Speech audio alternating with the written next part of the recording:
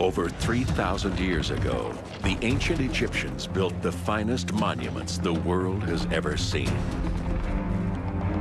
The Great Pyramid, the largest stone building on Earth, was constructed with futuristic precision.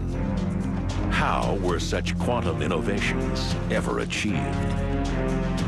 The Valley of the Kings contains over 60 royal tombs decorated with secret codes. How did the pharaohs reach the afterlife? Hatshepsut's temple, an architectural marvel. But why has the face of the pharaoh been erased? The Sphinx, carved from a single piece of rock, became the world's largest freestanding statue. What secrets lie behind its silent gaze? The Karnak Temple complex, the largest on Earth, became an architectural battleground. What forces made Karnak prosper, and who tore it apart? The Temple of Ramesses the Great was carved into a cliff face with gigantic figures and chambers stretching for 200 feet. How could it vanish for thousands of years? And then there's Mount Sinai, Egypt's greatest natural wonder, the place where God is said to have spoken to Moses and given mankind the 10 Commandments. Some wonders would shape the course of architecture. Others would become shrines for all eternity. Throughout history, they continue to enthrall and inspire as the 7 wonders of ancient Egypt.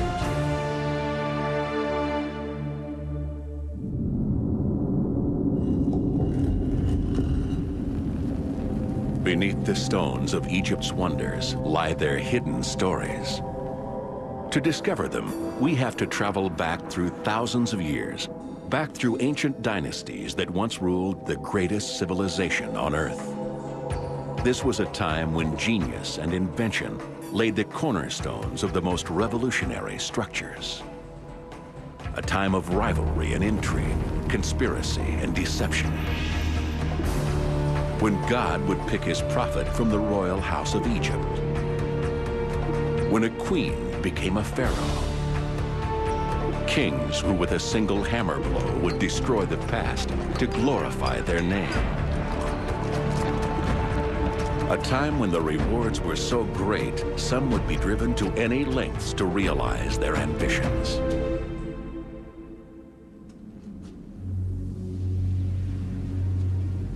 The kings of ancient Egypt were no mere mortals. They were gods incarnate. And the ancient Egyptians cared more for the burial of their kings than any other nation that has existed. 3,500 years ago, they began to build the most revered cemetery on Earth. The 7th wonder of ancient Egypt, the Valley of the Kings, is the most magnificent burial ground in the world. 62 tombs cut deep into the rock, once overflowing with the treasures of ancient Egypt. Pharaohs like Tutankhamun and Ramesses the Great were laid to rest here. Ted Brock has been responsible for creating a 3-dimensional map of the entire valley and knows every tomb. Building a tomb was probably in many ways quite similar to quarrying operations that they were carrying out for hundreds or even thousands of years. And so it was a similar process of cutting into the rock, cutting out pieces of rock and removing it.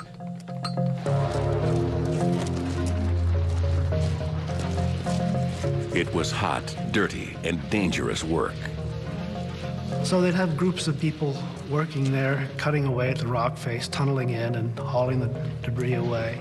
And behind them would be the finishers coming along with the copper and bronze tools, smoothing down the walls, truing them up, and then followed up by the people plastering the walls in preparation for the decoration. So you had all these various steps going on at the same time. After the walls had been plastered, the decoration began. Outline scribes would draw the hieroglyphics in red ochre.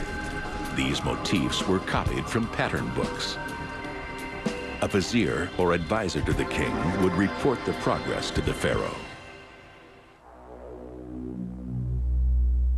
It was essential for every detail to be correct to ensure the pharaoh's successful union with the afterlife. The tombs were decorated with these descriptions of the underworld. It was taking this hole in the rock and making it the underworld itself.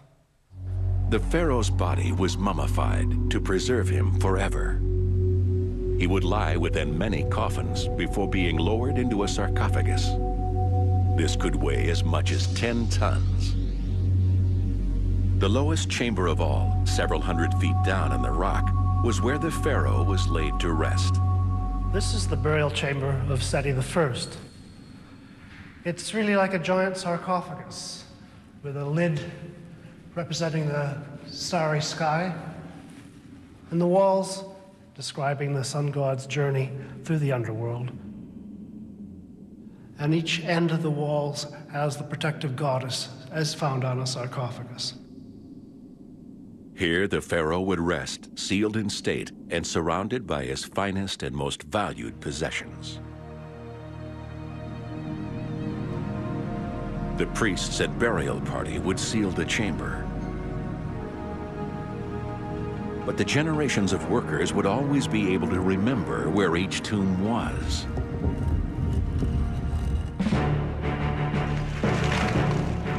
And soon, robbers learned the tomb's locations as well. So a royal seal was put over the door lock, but this didn't deter thieves either.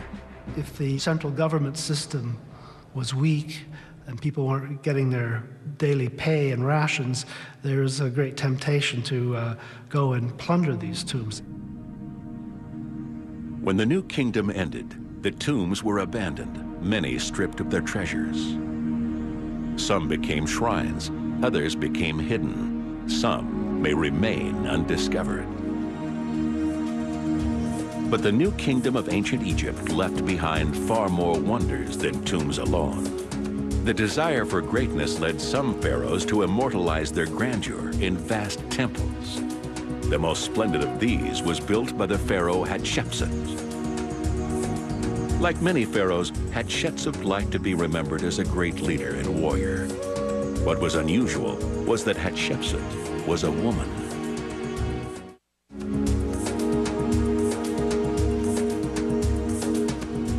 Built over the hillside from the Valley of the Kings, the Temple of Queen Hatshepsut is the most impressive monument of Western Thebes. The sixth wonder of ancient Egypt, Hatshepsut's temple is packed with revolutionary features. A fitting memory to one of Egypt's most innovative pharaohs. And unlike Cleopatra or Nefertiti, the story of Hatshepsut's remarkable life is little known. She actually led armies in battle, and this was something that early historians really didn't want to have to accept. She gave orders and Egypt bowed their head. It did as it was told. Hatshepsut set out to finish what her husband Thutmose II had started. A splendid mortuary temple. Under her control, it would take 15 years to become the greatest architectural achievement of her dynasty. Hatshepsut chose as her architect a man called Senenmut. Senenmut copied the ramp design from an adjacent temple complex. But he added other features. On the colonnades, he placed statues to the god Osiris in front of square columns. And at the back of the temple was a unique structure built to withstand the weight of the cliff above it. This is the innermost sanctuary, and it's constructed in a rather extraordinary way. What they have done is to make a corbelled vault, as we call it, and this is putting one stone on top of another stone and moving closer and closer and closer to the ceiling. And then all those little corners are shaved off on either side. So what you're looking at appears to be a barrel vault. Hatshepsut illustrated the highlights of her reign on the walls of her temple, including the very first depiction of an expedition she organized in the 9th year of her rule. This is the only record that we have of an African village 2,500 years ago. Hatshepsut sent 5 ships to the land of Punt, thought to be near present-day Somalia. The purpose of the trip was to bring back the highly prized incense and perfumes to offer the god Amun at the temple. They brought back precious woods like ebony, ivory, gold, skins, and everything else that they thought would be a delight for the god Amun. Some say also that the terraces of this particular temple were used as a place to plant these exotic trees. Throughout the 15 years of construction, Hatshepsut worked closely with her architect Sinenmut, who became almost like family.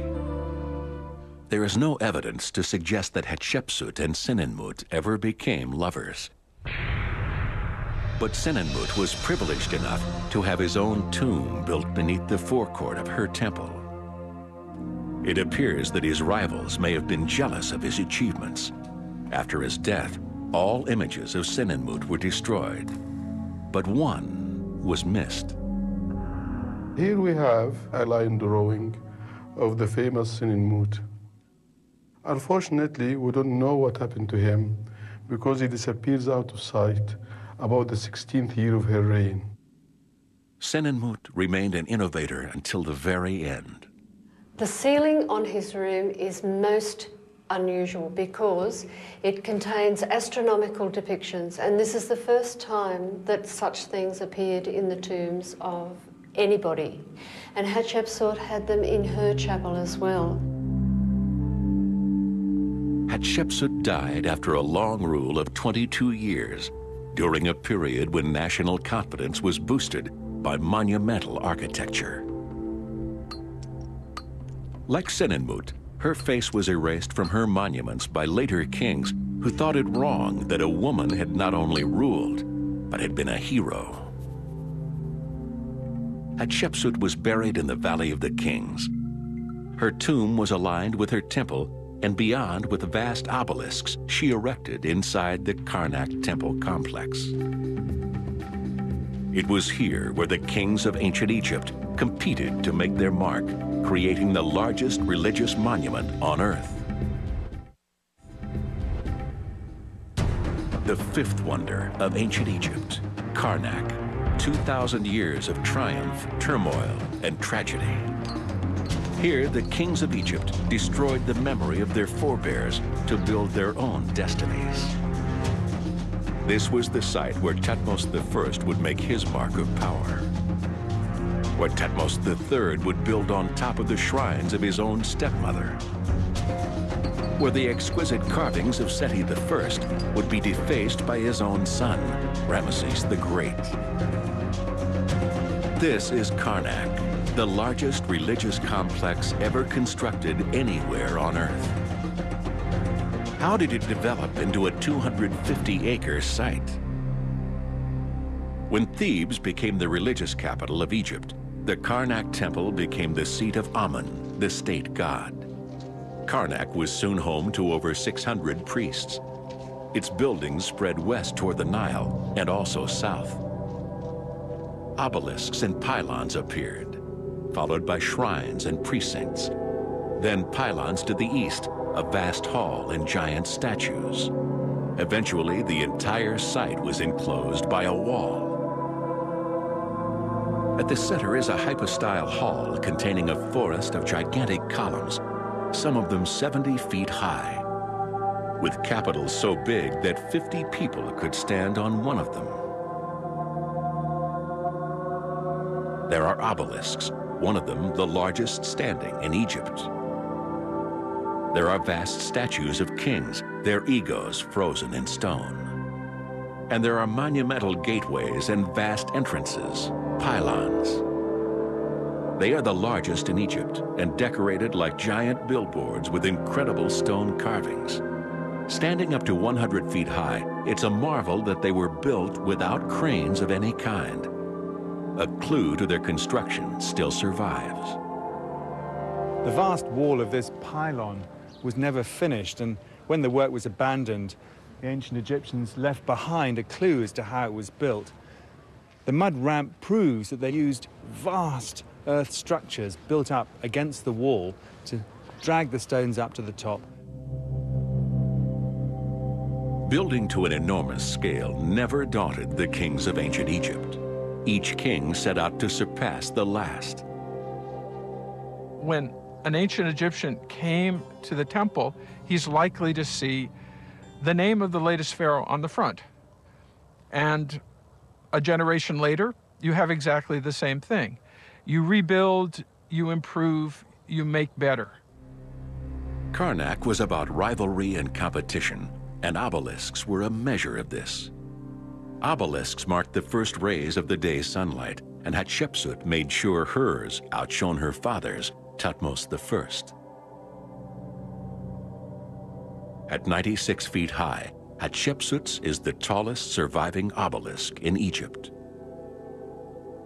Weighing 323 tons, it was carved from one single piece of granite 400 miles away at Aswan. Here lay the highly prized granite quarries.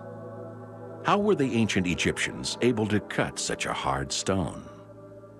This is a piece of dolerite. It's a naturally occurring pebble. Essentially what they did is they pounded the surface with this stone, and every time they did, they took a minute fragment of the stone surface away. Working day and night in crews, they slowly but surely would have dug channels like this. So at one point, they could break it away from the living rock, put it on a boat, and take it down to wherever the obelisk was supposed to be delivered. After the 400-mile river journey to Karnak, the chances of a mistake increased dramatically.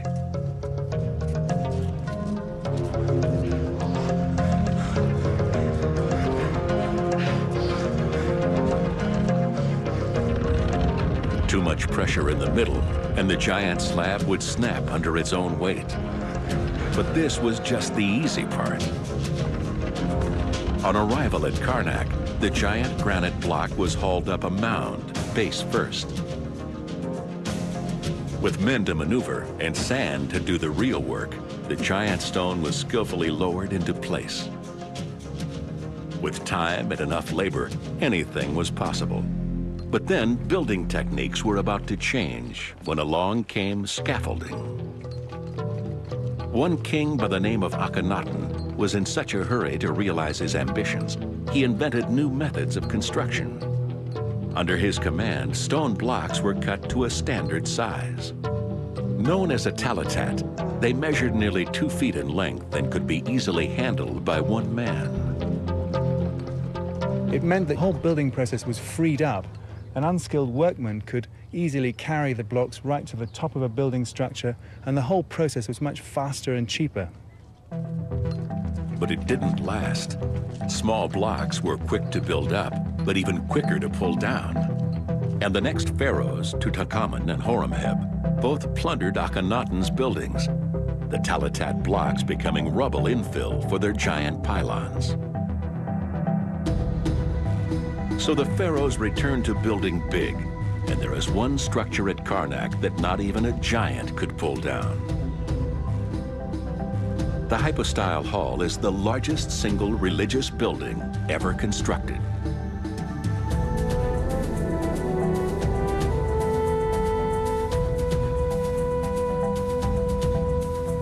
The vast hall was begun by the pharaoh Horemheb, continued under Seti I, and completed by his son, Ramesses II, in around 1220 BC. It is a forest of columns 70 feet high. How was it put together?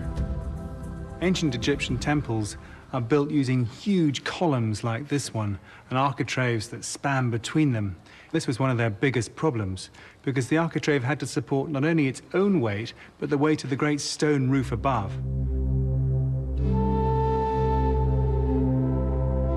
Undaunted, the ancient Egyptians simply carried the weight with enormous columns.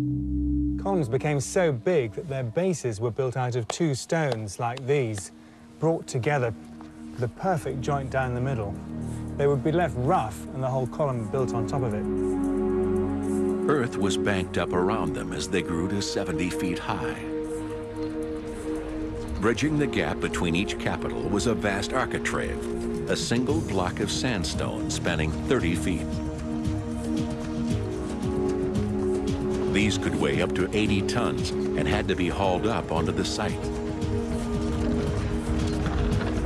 These architraves were placed onto the roughly built columns. Now the stonemasons worked their way down, creating beautifully carved columns. And if a mistake was made, plaster was used to cover the cracks. Later, these relief carvings were exquisitely painted. As they worked their way down, slowly the earth mound was dug away. Ramesses II completed the hall using deep sunken outlines and buckets of plaster, changing the decorations to his own image and rewriting history. And he set out to cover Egypt in monuments to glorify his name. The most famous is his temple at Abu Simbel. The fourth wonder of ancient Egypt, the Temple of Ramesses at Abu Simbel.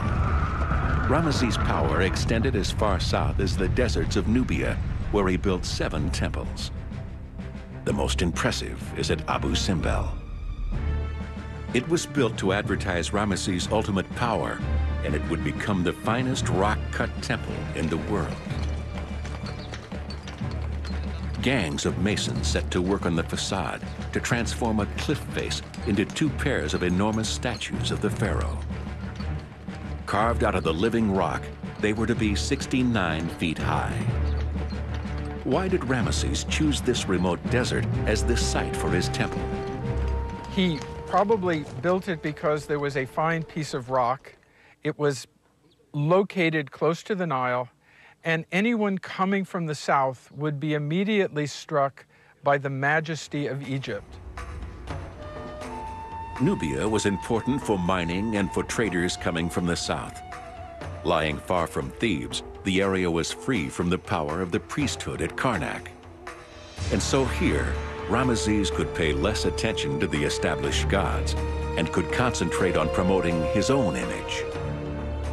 This temple is built far afield to celebrate the king so that he's not infringing on the territory of the god Amun.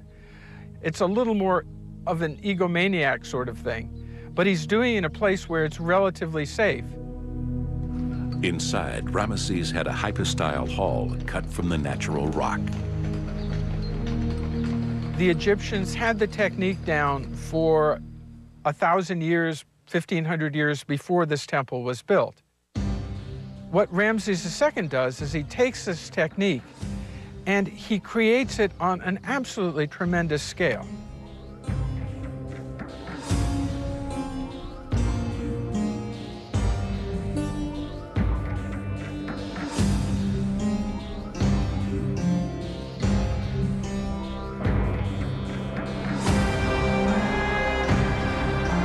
He had the columns faced with giant standing statues of himself.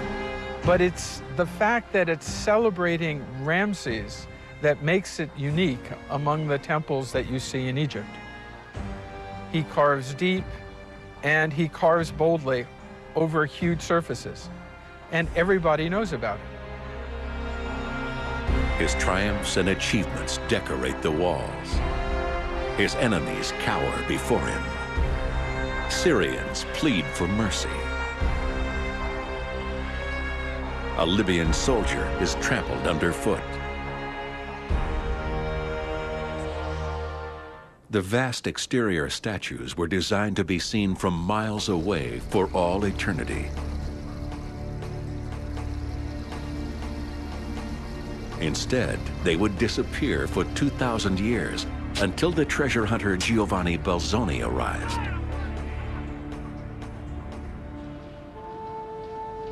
Once inside, Belzoni realized that 14 rooms lay behind the facade, some of them pillared and cut back some 200 feet into the rock. This was a discovery to equal the Valley of the Kings, and European tourists flocked here in droves. But in the 1960s, when the Aswan Dam was built, the temple was threatened by the rising waters of Lake Nasser. 51 nations from across the world contributed through UNESCO to save the monument. Piece by piece, the entire cliff face and temple were cut into 30-ton blocks and reassembled 200 feet up at the top of the cliff like a giant jigsaw puzzle. Not even the waters of Lake Nasser could rise above the king who constructed his own immortality in stone. Some wonders were never constructed. They have become natural shrines and spiritual landmarks. The most famous is Mount Sinai. The third wonder of ancient Egypt, at 7,000 feet high, Mount Sinai, known locally as Jebel Musa, or Mount Moses, is the highest mountain in southern Sinai and one of the most spiritual places on earth.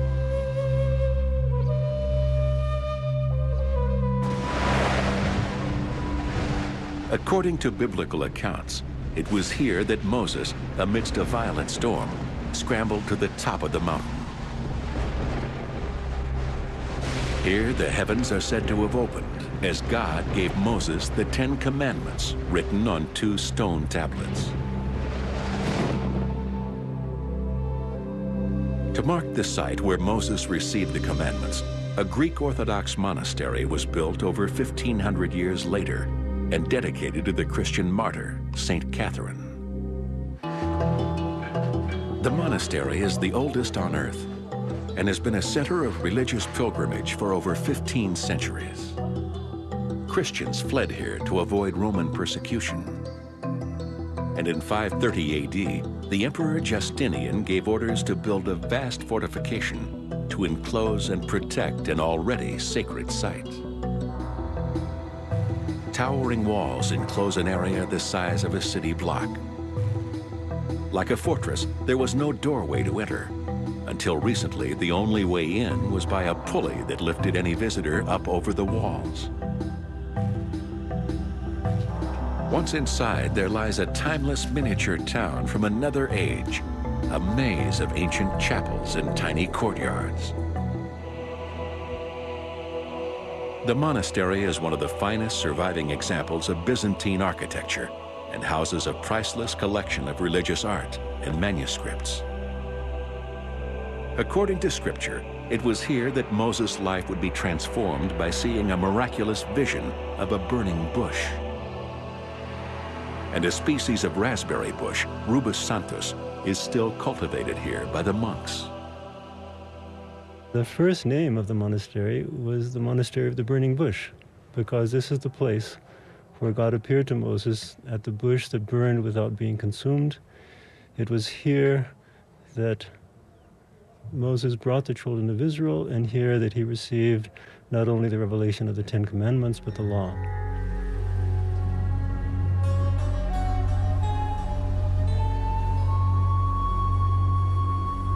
According to the Bible, it was the burning bush that appeared as God's sign to him, and Moses' life was to change again. Charged with new purpose, Moses returned to the palace to persuade the Pharaoh to release his people. There is a possibility that Ramses was the ruler during the Exodus. It takes place either 200 or 400 years before the building of the Temple of Solomon. If it's 200 years, Ramses is a candidate. You can't pinpoint this precisely. The Pharaoh would not comply until Moses had unleashed 10 terrible plagues upon the country. The Nile turned to blood. Animals died, and light turned to darkness. Only then did the Pharaoh relent. The Bible recalls how Moses led his people across the Red Sea, parting the waters to make their escape before bringing them crashing down, drowning the Pharaoh's army.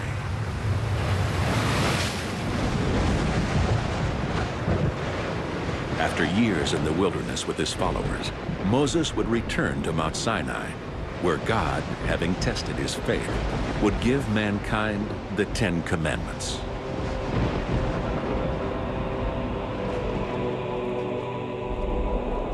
Since the time of Moses, the monks have carved 4,000 steps of repentance up the mountainside, allowing pilgrims a path to the top. When temperatures are low, as many as 1,000 tourists make the climb each night, up what is considered to be one of the world's most spiritual landmarks. The pilgrims that come here today are following in the footsteps of those who've come here for 17 centuries. It is gratifying to see people who come here as casual tourists and then become aware of the tremendous spiritual heritage that is here, and they come as tourists and they leave as pilgrims. From this site, Moses is believed to have shown his people the way to their promised land, and the Jewish nation was born.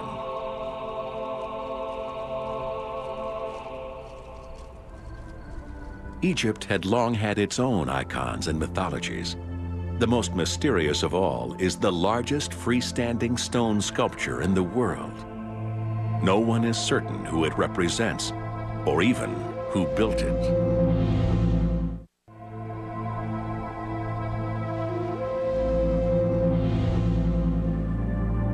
The second wonder of ancient Egypt, half human, half animal, the Sphinx has long been considered the strangest icon on Earth. At 241 feet long and 66 feet high, it guards the Giza Plateau beside Egypt's two largest pyramids. For centuries, the Sphinx has been seen as the key to life. Pharaohs have worshipped at its feet. Conquerors have knelt down before it. The Sphinx has been subjected to every test, but remains an enigma. Why was it built? Why are there tunnels inside it? Which king does it represent? What power does the Sphinx hold? They call him Father the Terror. They're afraid of him. Can you imagine if the locals today are afraid of the Sphinx? The people at that time were also afraid. He's just here watching you all the time. In ancient Egyptian art, the idea of fusing animal with human was nothing new. But this was the first time a human head was sculpted onto a lion's body. And in ancient Egypt, there was only one person who could be portrayed in such a way, the pharaoh himself. The king being the manifestation of Egypt, he has to be virile, mighty, fearless, and powerful. So you have here the head of the king representing intelligence, but the body of a lion representing might and power. The Sphinx stands in a vast U-shaped quarry before the Great Pyramid, built by Khufu, and the second pyramid, built by his son, Khafre. It is thought to represent one of them. But why build a sculpture in the middle of a pyramid complex? It's cut from actual rock. So this huge rock was standing there. So they decided to do something with it. And that thing would have been a huge statue that would manifest the king. And in the meantime, it would be a symbol for the sun god, Re. As the stonemasons began carving the lower portion of the body, they ran into a soft layer of rock and hit a fissure. This poor stone may have forced the builders to extend the body and clad the bad area in a limestone casing. But it wasn't long after the Sphinx was finally completed that the entire statue would become buried beneath the sand for over 1,000 years. Thutmose IV rediscovered it and installed a 15-ton granite stela, or inscription, between its paws. Known as the Dream Stela, it recounts how, as a young prince, he fell asleep in the shadow of the Sphinx's head. According to the stela, the Sphinx came to him and said, "My son, why do you allow this to happen to me? Uncover me and you shall become king of Egypt." So according to the dream stela, Thutmose IV uncovered the Sphinx, and lo and behold, he became the next king. But soon the desert sands were to consume the monument again before tomb builders came to the plateau. First of all, you have to imagine now the Sphinx when it was covered with sand. So it's all covered with sand, only the head is visible. The Greeks, by the way, believed that the Sphinx was like the statue, standing statue, and they were seeing the head. They couldn't imagine the body. And because the body was hidden, tomb builders and treasure hunters dug unknowingly into the Sphinx. from all the times, people are curious. You see that during the ages, people tried to explore under the Sphinx. Maybe people believe there are hidden secrets. Today it's forbidden to make passages, but some centuries ago, nothing was forbidden. So you can come and make a lot of things here. Human activity is incredible. This explains the tunnels, but there still remains the enigma of which king the Sphinx represents. When you face the Sphinx, you find that it's in line with the pyramid of Khafra. And it's very close to the very temple of Khafra and to the causeway. So presumably it must have belonged to the same king. But other Egyptologists disagree. I personally think that Khufu was responsible because mainly the eyes are very wide open and very large. Another thing is the Nemes headdress that he wears, which is just a headcloth that was striped. But in his successor's reign, there is not a stripe to be seen. The Sphinx may indeed represent Khufu, the builder of the other pyramid, the Great Pyramid, which stands at its side.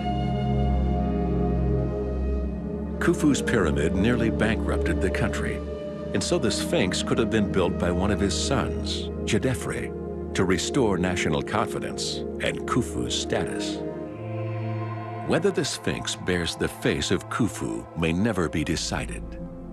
For comparison, the only surviving statue of the pharaoh is a tiny figurine just 3 inches tall. A small reminder of the pharaoh who would build the largest stone monument the world has ever seen. The Great Pyramid of Giza holds the #1 position as Egypt's top wonder. It is the oldest wonder of the world and has been standing for 4,500 years. It is the greatest tomb ever constructed and remains the largest stone building on Earth. It was built for the pharaoh Khufu in 2560 BC. And from that time to this, the Great Pyramid has remained an icon of world architecture.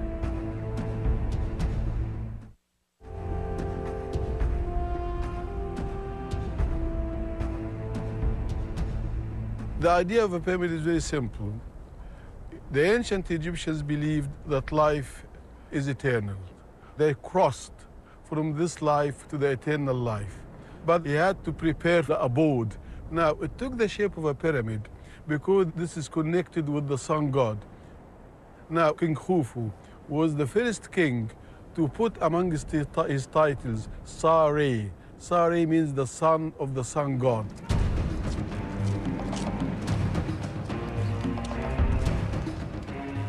The pharaoh Khufu had been brought up with pyramids. His father had been a builder on a grand scale. And from the start, Khufu set out to construct a pyramid that was perfect. First, the pyramid was aligned with the compass. The points where the North Star rose and set were divided to define true north. Then the base was leveled. Khufu's pyramid covers 13 acres and is leveled to within just 1 inch. They did this using a rectangular grid of channels in the rock, which they could fill with water. And any protrusion sticking up above the water could be shaved off. Once the base was marked out and the ground level, building could begin. This is where they cut the stones to build the pyramid. To move them, they dragged them from here up a great straight main ramp up to the pyramid itself.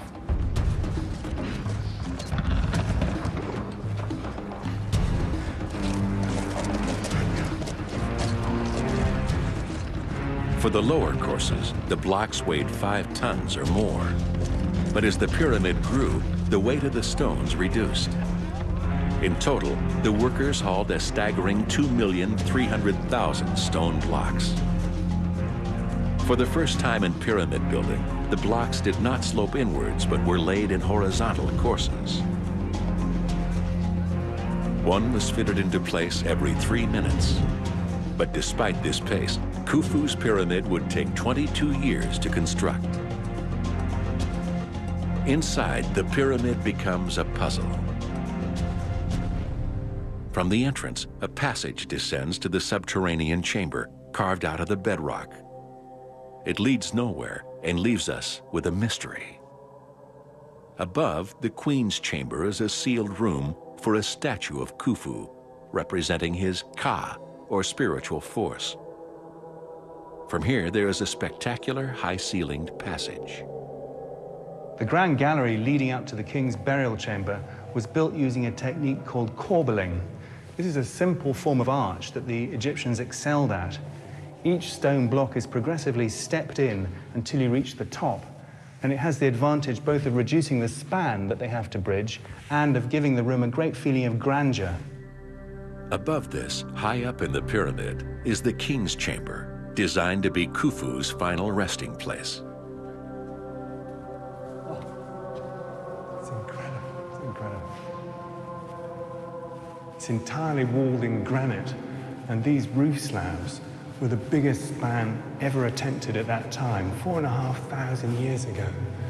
The Egyptians were so worried about the weight of the slab and the fact it might collapse under its own self-weight that they built a series of voids or chambers above to try and hold the weight of the pyramid off this roof right here.